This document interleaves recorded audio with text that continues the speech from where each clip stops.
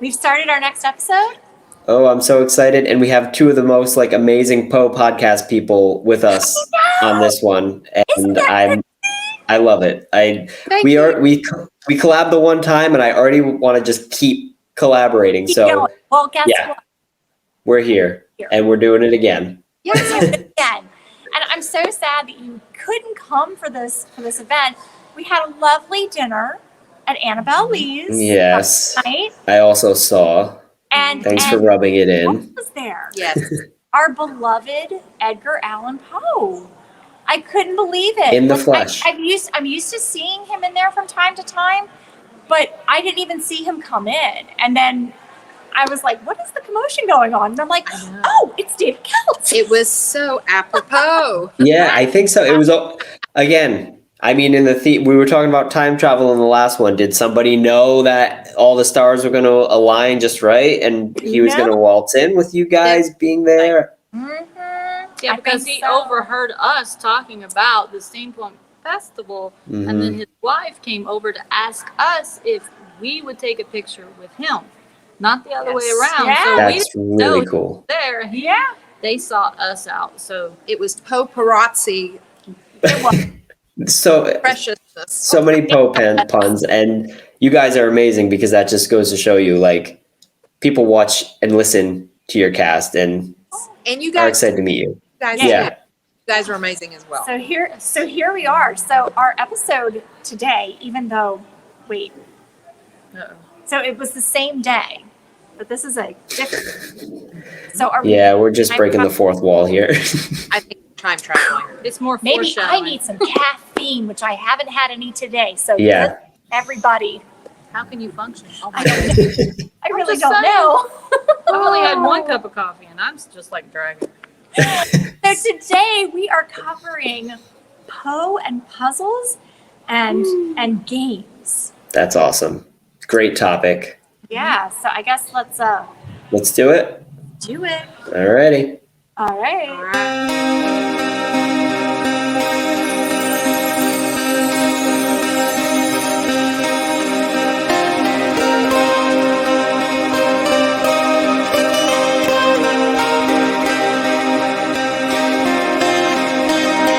The sky, it's dark, and the wind is blowing. Come inside. Sit down with a cup of tea while we tell you a little story. A story that lies beyond the oblong box. With your hosts, Levi Leland and Virginia Poe.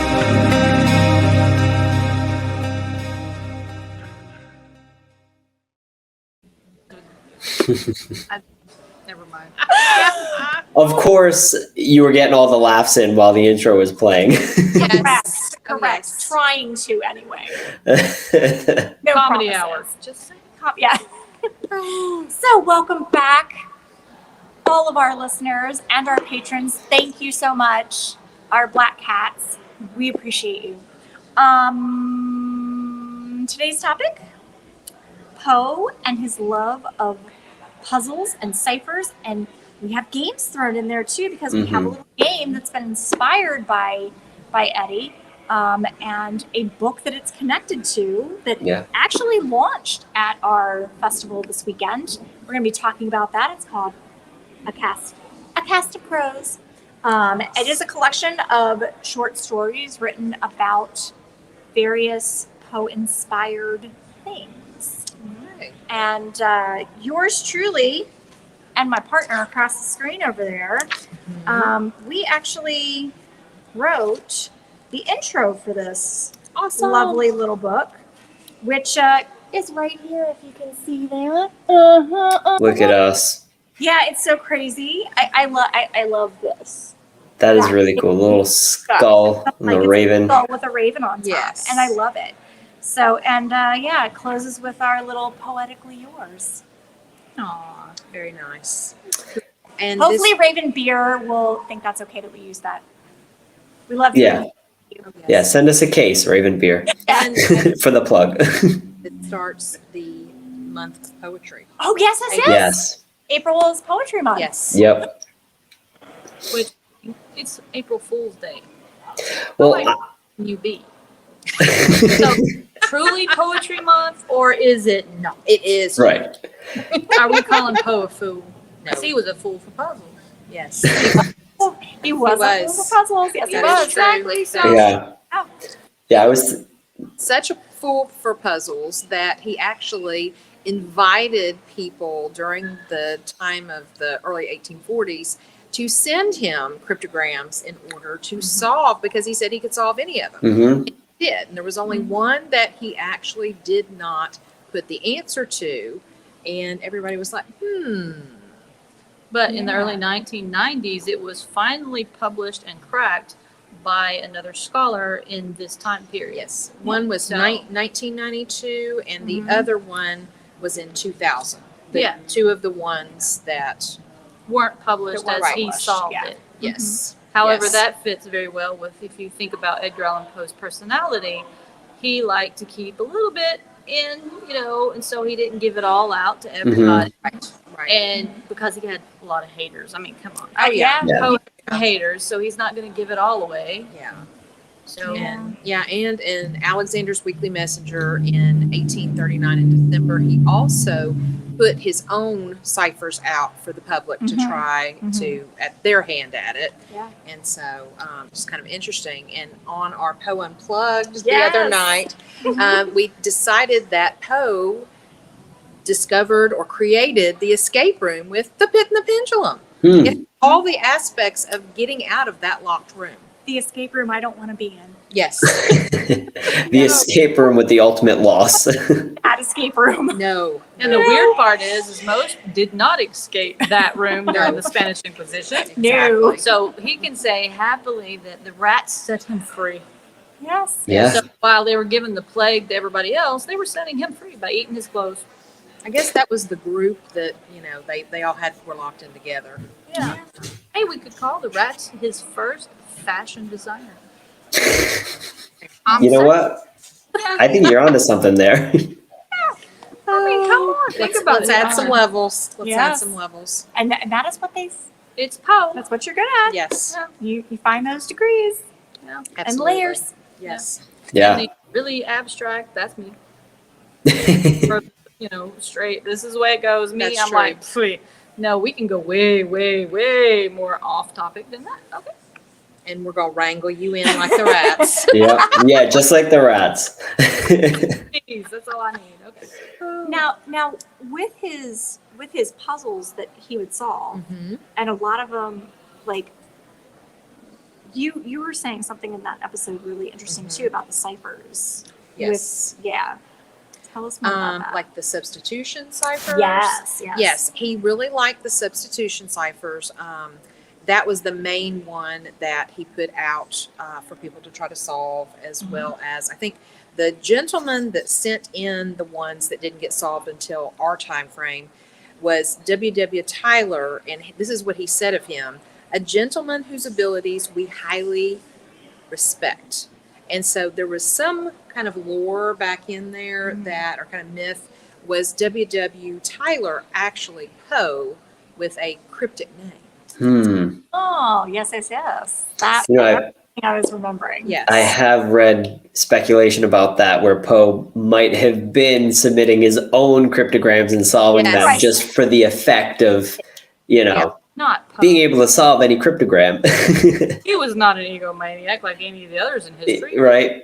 Talk about April Fools. Yeah. I mean, Poe was kind of famous for hoaxing the public with on certain. April Fools. On April April Fools. Balloon humps. Yeah.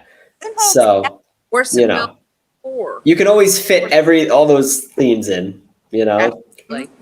Yeah, but he also, maybe this was something else too. He also used steganography, Oh, yes. which was basically hiding letters in plain sight Yeah. with his poem to Sarah Anna Lewis. And it was like first letter of her name, first line, Second letter of her name, second second letter, line. right, Yeah. and so forth, so on. Yeah. So, yeah, he did all the things, and I really would love to study more of his poetry, looking at did he add more ciphers in there that we haven't figured out. Little puzzle. Yeah. That's interesting. I never really considered that, but you could very well be right. I mean, he was so meticulous about composing his poetry that every word, every line was chosen very purposefully, you know? And so I wouldn't be surprised if he hid some things in there that could be more ciphers, you know, and we just haven't discovered them yet. That's really interesting. Yeah. And that may actually answer some questions, because on the way up here, Carmen had found that someone went on that chat, what's it called? GPT, that AI version of, you know, the robots thinking for us, yet again, that someone typed in for them to create a poem and see how style in of a style of Edgar Allan Poe. Yes. Oh, I missed that. And so Carmen was reading it as we were driving, and I was like, no. I'm like, nothing like Edgar Allan Poe. Oh, No. no. It was a certain formula, which, you know, some of Poe's poems are formulaic for his style, but he has such a wide variety of different, you know, yeah. And so different verse. And so it was just, it was not good. There was another one that somebody had done that somebody responded to on a comment.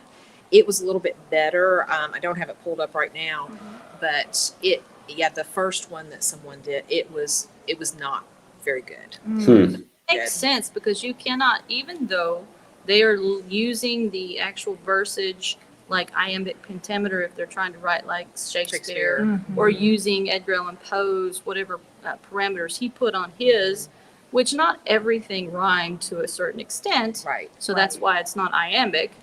But you cannot take that and just put it and make sure you can get an awesome piece of literature or poetry, because you're missing the vital importance of all, and that's the humanity of it. Right. Because unless you have that feeling and you can connect to what you're writing or reading, you've lost it.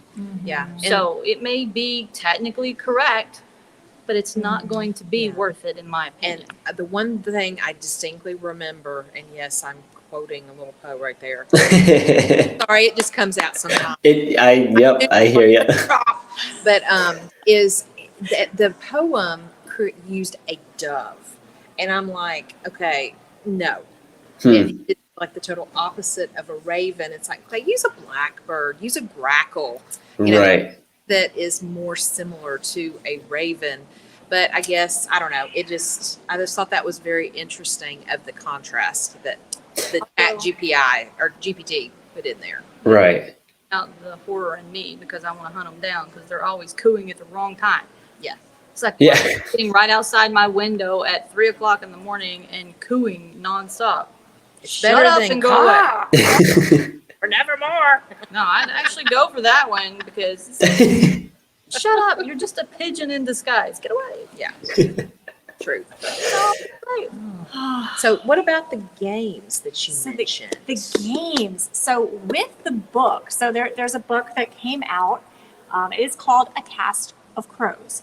And this particular book, all the stories contained within have a steampunk bend to them. But they are also inspired by Eddie. And some of them do contain characters from Eddie's works.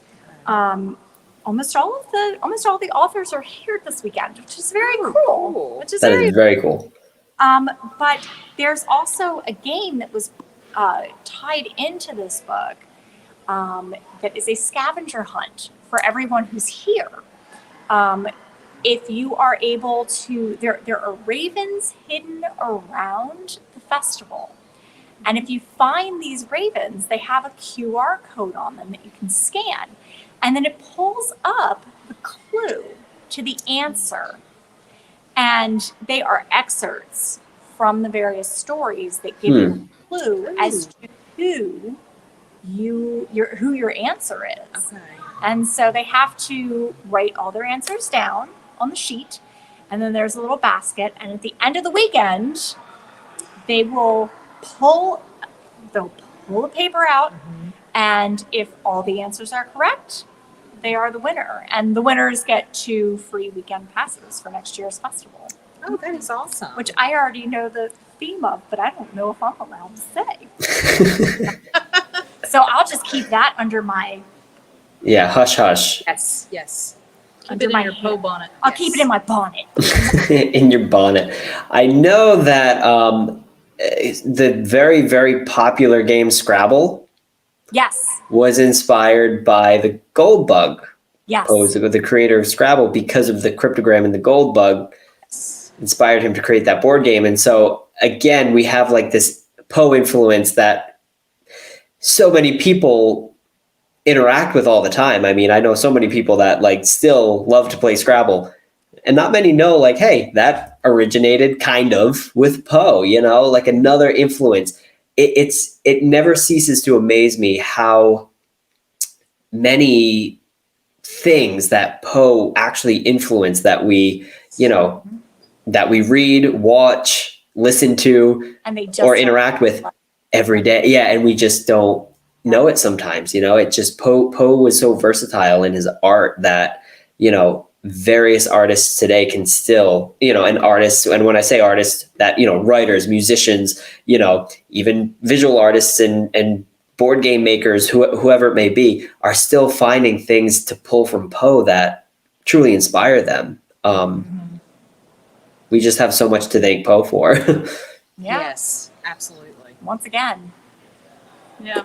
Poor guy didn't know how much influence he truly had. Yeah. And never got to find out whether his works was actually worth anything or whether Right. he really cared. So I mean, if he was a time traveler, Yeah, he can definitely see everything man. come to his favor, but just not alive. I'm just not alive. his bad luck that he had, I don't think he would be a time traveler because he would always land himself somewhere that would not work out. Right. I I mean- think I can't help but agree with that. Well, maybe that's the consequence of time traveling. But perhaps he So- also had someone who is taking him around. That is true. Kind of an escort, as you will. Yes. True. Yes. You mean like the doc, maybe? I knew that's where you were going. Or, I'm going to throw this out here, what if Edgar is actually the doctor in disguise? He's got some explaining to do. Created like 12 times already. Yes. This is So, actually more than that, because if you really think about when they first started in the 1960s, Oh, there's been like 40 doctors. So. We can talk about that. That's another Yes. episode. Yeah, I'm like, Yeah. so the Edgar should be in one of those episodes. Yes. That's all I'm saying. absolutely. Somebody Russell T. contact the Davies, if British. you're hearing this, Yeah, exactly. you see this, please make it happen. We love you. Yeah. Thanks. The public needs it.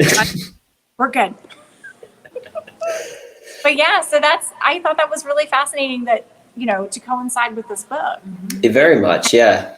Something interactive, again, something Yes. interactive for people at the festival to do with the book. Yes. Right. Another reason why I wish I was there, but you know, just keep rubbing it in. Why don't you? And, I'm sorry. and I will say this, it's been very funny at our table because our merchandise, especially we have this one pillow that has 3 ravens across it, and people keep stopping going, we're looking for one more raven, and we're like, have them, but they're not bright ravens.